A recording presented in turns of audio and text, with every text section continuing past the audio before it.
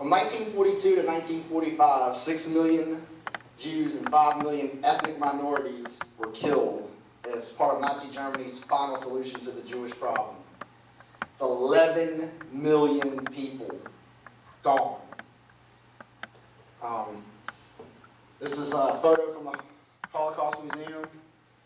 I'm going to go over genocide and human rights violations and why the United States military has taken a dominant leading role in the world in trying to prevent this, and how it influences and spreads God's righteousness and His value of life throughout the world. My name is Jimmy Thompson. I'm in the United States military. I have 2 combat deployments to Iraq. I've studied history, and this is definitely an issue that I firmly believe in. I'm going to go over the Vietnam War. I'm going to go over the Gulf War, and I'm going to use Operation Iraqi Freedom as my final point. In all 3 of these, the United States got involved because of human rights violations and terrorist acts that were being committed. So with that said, the first one, we're going to go into the Vietnam War.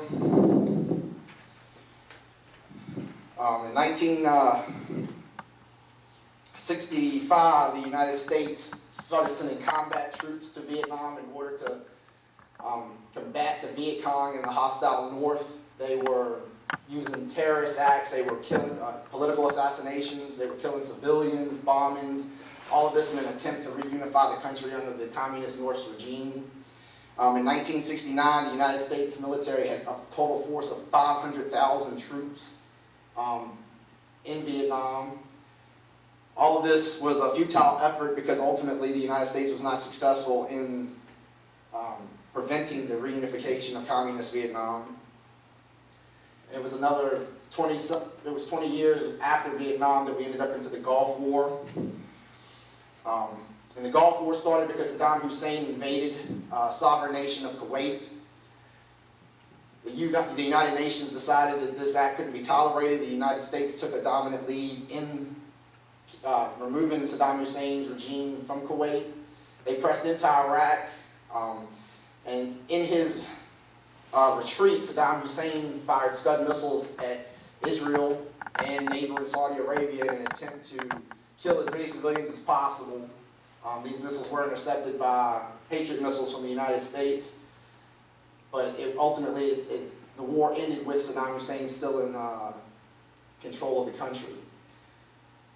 Fast forward 12 years later, after September 11th in 2003, Saddam Hussein was, based off intelligence reports, he was building weapons of mass destruction which could be used to give the terrorists to strike the United States, which led to Operation Iraqi Freedom.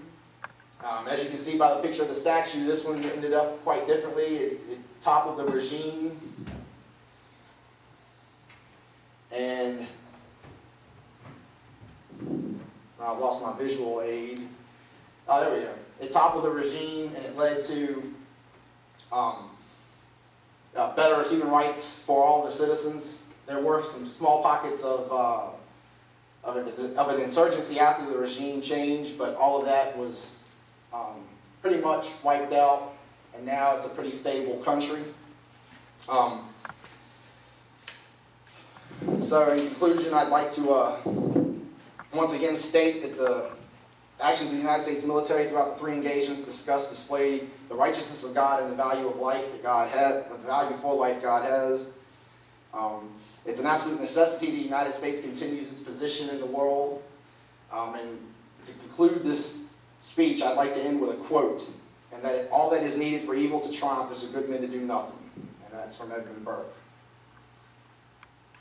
Thank you.